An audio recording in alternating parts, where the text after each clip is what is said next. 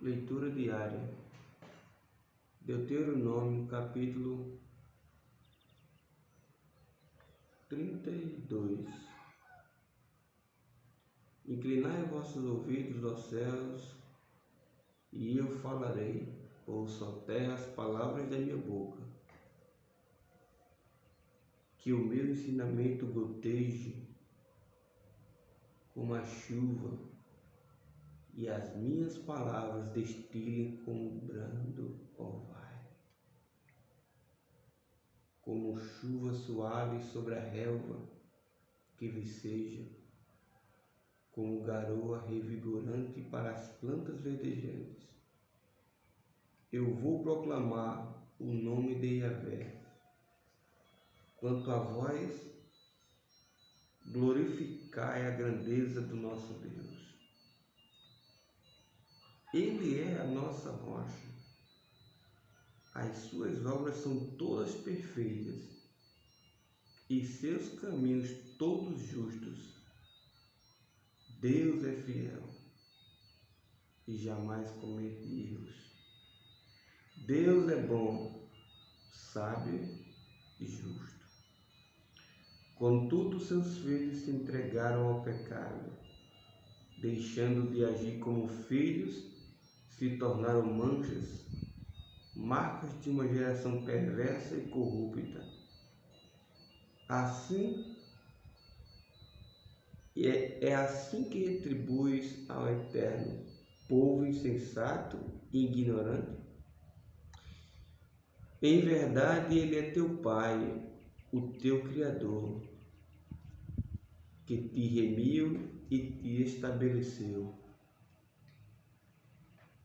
Recorda os dias que se foram, traz à memória a história das sucessivas gerações.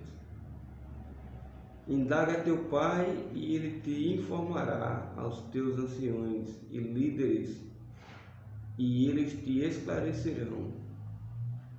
Quando o Altíssimo separou os povos e deu a cada nação as suas terras em herança, quando separava os filhos dos homens uns dos outros, fixou os limites dos povos, segundo o número dos filhos de Deus. Mas o povo preferido do Senhor é Israel. Jacó é a descendência que lhe coube. Deus os encontrou perdidos numa terra deserta e inóspita, numa região onde viviam animais ferozes. Chegou-se a Israel e dele cuidou, protegeu como a pupila dos seus olhos, como a águia que desperta a sua ninhada, paira sobre os seus filhotes, e em seguida estende as asas para apanhá-los, carregando sobre elas. O Eterno sozinho o levou, nenhuma divindade estrangeira o ajudou. Ele o fez cavalgar sobre os lugares altos da terra e o alimentou com o fruto dos campos. Ele o nutriu com o mel tirado dentre as rochas e fez com que as oliveiras produzissem bom azeite, mesmo em terreno pedregoso. Com coalhada e leite do gado e do rebanho, e com cordeiros e bodes cevados, com os melhores carneiros de Bazã, e com as mais excelentes sementes de trigo, bebeste o sangue das uvas, o mosto do vinho. Entretanto, Yeshurun, Israel meu amado, fortalecendo-te, desferiste coices, ficaste robusto e corpulento, tornaste gordo, muito pesado e farto de comida. Desprezastes a Deus que o fez e rejeitaste a rocha, que é o teu Salvador. Com seus deuses estranhos provocaram ciúmes em Deus, com seus ídolos abomináveis o deixaram irado. Sacrifícios ofereceram aos demônios, não a Deus, a seres que não têm poder de Deus, a deuses desconhecidos, divindades que surgiram recentemente, aos quais jamais vossos antepassados prestaram adoração. Abandonaste a rocha que te gerou, e te esqueceste do Deus que te deu a vida e te fez nascer. O Senhor contemplou tudo isto e também o desprezou por causa da abominável provocação de seus filhos e suas filhas, e afirmou: esconderei deles o rosto e observarei o fim que terão, porquanto são geração perversa, filhos infiéis. Aos mais dolorosos dos zelos me provocaram por meio de deuses inexistentes. Com ídolos e imagens me irritaram, eu também farei com que sofram ciúmes de quem não é meu povo, nem mesmo nação é. Como uma multidão de pessoas insensatas, eu os provocarei a ira. Porquanto um grande fogo foi aceso pela minha ira, labaredas que queimaram até as profundezas do céu, ao abismo dos mortos. Amontoarei desgraças sobre eles, as minhas setas esgotarei contra eles. Consumidos serão pela fome, devorados pela febre e peste violenta. E contra eles ainda enviarei dentes de feras e veneno de víboras que se arrastam pelo pó da terra. Pelas ruas a espada os deixará sem fios. Em suas casas reinará o terror, morrerão moços e moças, crianças e homens já grisalhas. Eu declarei que os espalharia pela terra e que pagaria da humanidade a lembrança deles. Contudo, tive cuidado em relação à jactância dos teus inimigos, que zombam e mentindo poderiam alegar ao mundo: a nossa mão poderosa venceu Israel diante da inércia de Deus. Porque o meu povo é gente sem juízo e sem entendimento. Quem dera fosse sábio e perspicazes, então discerniriam qual seria o seu fim. Como poderia um só homem perseguir 1000, ou 2 fazerem fugir 10.000, a não ser que a sua rocha os tivesse vencido, a menos que os seus tivesse abandonado? Porquanto a rocha deles não é como a nossa rocha, e os próprios inimigos afirmam esta verdade, porque a sua vinha é da vinha de Sodoma e dos campos de Gomorra. As suas uvas são uvas contaminadas de veneno e os seus cachos de amargura. O vinho deles arde como a peçonha mortal das serpentes, como o veneno dos répteis mais terríveis. Acaso não guardei isto em sigilo? Não selei em meio aos meus tesouros mais secretos? A mim pertence a vingança e todo tipo de pagamento. No tempo certo, os pés desta gente começarão a escorregar. O dia da sua desgraça aproxima-se célere, e o seu próprio destino se apressa sobre eles. E Yahvé julgará o seu povo e terá compaixão dos seus servos quando observar que o poder deles se esborou e os homens livres e escravos se desfizeram em pó. Então brandará o Senhor: agora onde estão os seus deuses? A rocha em que depositaram a sua confiança e buscaram refúgio.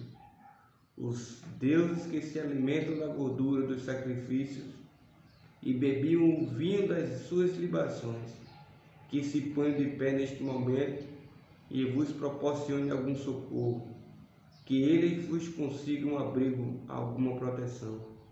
Vede agora que eu sou o único, eu somente, e mais nenhum Deus além de mim. Faço morrer e faço viver, faço adoecer e faço sarar, e ninguém há que seja capaz de livrar-se de minha mão. Levanto minha mão para os céus e proclamo, juro pelo meu próprio nome, que, quando eu afiar a minha espada refulgente e a minha mão empunhalá-la para exercer juízo, eu me vingarei de todos os meus inimigos e retribuirei aqueles que me odeiam. E beberei as minhas setas de sangue, ao mesmo tempo em que minha espada ceifar e devorar carne humana, o sangue dos mortos e dos prisioneiros, as cabeças dos líderes adversários. Exultai e cantai de alegria às nações, com o povo dele, e todos os anjos o adorem, porquanto o Senhor vingará o sangue dos seus servos, tomará vingança dos seus inimigos e fará expiação pela terra do seu povo. Então Moisés veio com Josué, filho de Num, e recitou com grande voz as palavras desta composição poética aos ouvidos do povo.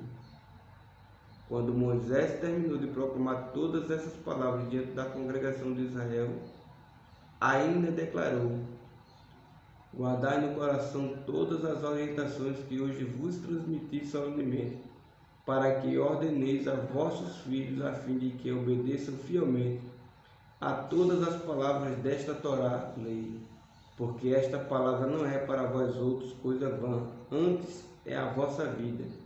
E por esta mesma palavra prolongareis os vossos dias sobre o solo, do qual ides tomar posse em breve, assim que atravessardes o Jordão.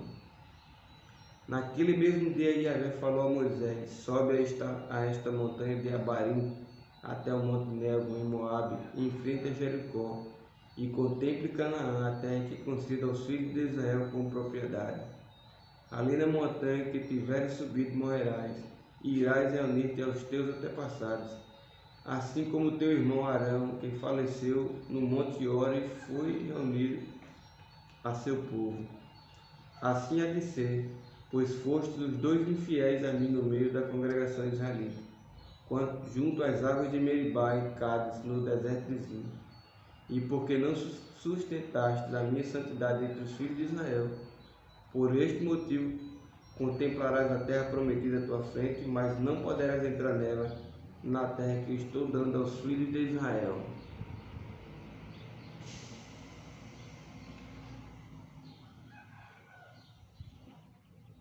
Salmos 95.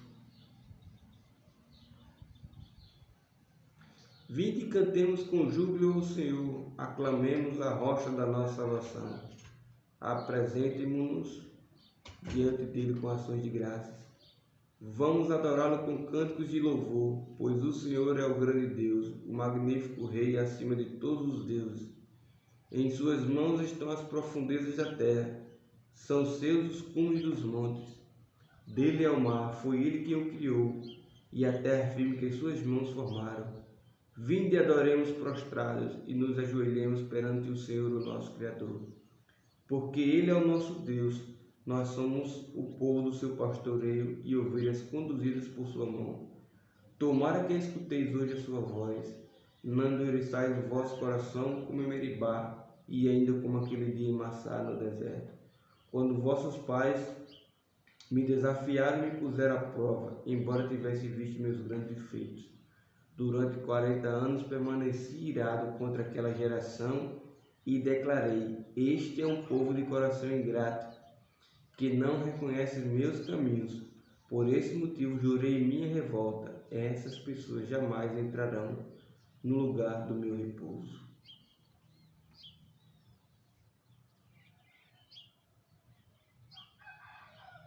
Atos, capítulo 19. E aconteceu que, enquanto Apolo estava em Corinto, Paulo atravessou as regiões altas e, chegando a Éfeso, encontrou ali alguns discípulos e lhes indagou: recebeste o Espírito Santo na época em que crestes? Ao que eles replicaram: de forma alguma, nem sequer soubemos que existe o Espírito Santo. Diante disso, Paulo questionou: ora, em que tipo de batismo fostes batizados então? E eles declararam: no batismo de João. Então Paulo lhes explicou: o batismo realizado por João foi um batismo de arrependimento. Ele ordenava ao povo que cresce naquele que viria depois dele, ou seja, em Jesus. E compreendendo isso, eles foram batizados no nome do Senhor Jesus. Quando Paulo lhes impôs as mãos, veio sobre eles o Espírito Santo e começaram a falar em línguas e a profetizar. Eram ao todo cerca de 10 homens. Assim, durante 3 meses, Paulo frequentou a sinagoga onde pregava com ousadia e poder, dissertando com eloquência e conversando a muitos sobre o reino de Deus. Todavia, alguns deles demonstraram que seus corações estavam petrificados e descrentes, e passaram a falar mal do caminho para toda a comunidade. Paulo então afastou-se deles e, tomando consigo os discípulos, começou a ensinar diariamente na escola de Tirano. E assim procedeu por 2 anos, de forma que todos os habitantes da Ásia pudessem ouvir a palavra do Senhor, tanto judeus como gregos. Deus fazia milagres maravilhosos por meio das mãos de Paulo, de tal maneira que até lenços e aventais que Paulo usava eram levados e colocados sobre os doentes. Estes eram curados de todas as suas enfermidades, assim como espíritos malignos eram expelidos deles. E alguns judeus que peregrinavam praticando exorcismo tentaram invocar o nome do Senhor Jesus sobre os tomados por espíritos malignos, mandando: com esse conjuro-vos por Jesus a quem Paulo prega. Os que assim procediam eram os 7 filhos de um judeu chamado Seba, um dos chefes dos sacerdotes dos judeus. Certo dia, um daqueles espíritos demoníacos lhe respondeu: Jesus eu conheço, Paulo sei quem é, no entanto vós quem sois? Então o endemoniado avançou sobre eles, os dominou e os agrediu com tamanha violência que desnudos e feridos fugiram daquela casa. Assim que esse acontecimento se tornou conhecido de todos os judeus e gregos que habitavam em Éfeso, toda a população foi tomada de grande temor e o nome do Senhor Jesus era engrandecido. Muitos dos que creram assim que chegavam e começavam a confessar e a declarar em público suas más obras praticadas. Da mesma forma, muitos dos que haviam se dedicado ao ocultismo, reunindo seus livros de magia, os queimaram diante de toda a comunidade reunida. Calculados os seus preços, chegou-se à estimativa de que o valor total equivalia a 50.000 moedas de prata. E assim a palavra do Senhor era grandemente propagada e prevalecia poderosamente. Passados esses acontecimentos, Paulo decidiu no seu espírito ir para Jerusalém, passando pela Macedônia e pela Acaia, e projetava, depois de haver estado ali, é necessário igualmente que eu veja Roma.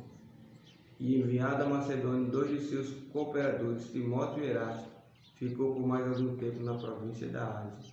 Naquele tempo aconteceu grande alvoroço por causa do caminho.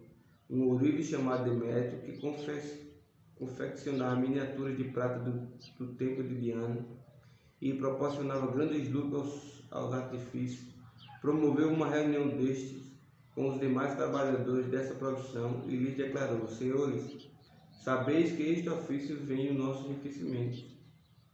E estáis observando e ouvindo que não apenas em Éfeso, como também em quase toda a província da Ásia, este indivíduo, Paulo, tem persuadido e alterado o modo de viver de muitas pessoas, afirmando que deuses feitos por mãos humanas não têm poder divino. Ao continuar isso, corremos o risco de ver não apenas nossa arte perder o prestígio que ostenta diante de todos, como também de o templo da grande deusa Diana cair em descrédito, e mais que a própria deusa hoje adorada em toda a província da Ásia e em todo o mundo ser destituída de sua majestade divina. Assim que ouviram isso, foram tomados de grande ira e começaram a exclamar: grande é a Diana dos Éfesos. Rapidamente toda a cidade foi envolvida por absoluto alvoroço. O povo correu alucinado para o teatro, arrastando os companheiros de ministério de Paulo e os macedônios, Gaio e Aristarco. Então Paulo quis apresentar-se à multidão, mas os discípulos o contiveram. Também alguns dos oficiais religiosos romanos, amigos de Paulo, chegaram a mandar-lhe um recado expresso, rogando-lhe que não se arriscasse a ir ao teatro. A assembleia estava em total confusão. Uns gritavam de uma forma, outros protestavam de outra, e a maior parte das pessoas nem sabia o certo porque estavam concentrados ali. Um grupo sadio da multidão julgou que Alexandre fora o acusador daquele tumulto. Quando os judeus os impeliram para que fosse à frente, ele por sua vez fazia sinal com as mãos, solicitando silêncio ao povo para que pudesse expressar sua defesa pública.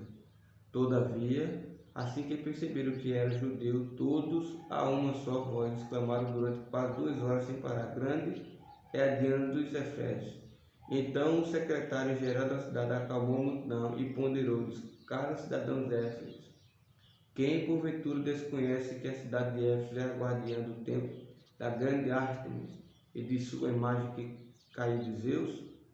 Portanto, considerando que estes acontecimentos são inegáveis, convém que vos aquieteis e nada façais irrefletidamente, porque estes homens que aqui trouxeste não são ladrões de templo, nem tampouco blasfemaram contra nosso Deus. Assim, se Demétrio e os artifícios que o acompanham têm alguma queixa contra alguém, os tribunais estão abertos a procônsules para isso. Eles que apresentem suas denúncias ali. Contudo, caso haja qualquer outro pleito, este deverá ser decidido em assembleia regular, conforme a lei. Portanto, por conta da forma como estamos procedendo, corremos o perigo de sermos acusados de perturbar a ordem pública, tendo em vista o tumulto ocorrido hoje. E neste caso não nos haveria motivo razoável que pudéssemos alegar para justificar tamanha movimentação do povo. E tendo dito isso, desfez a assembleia.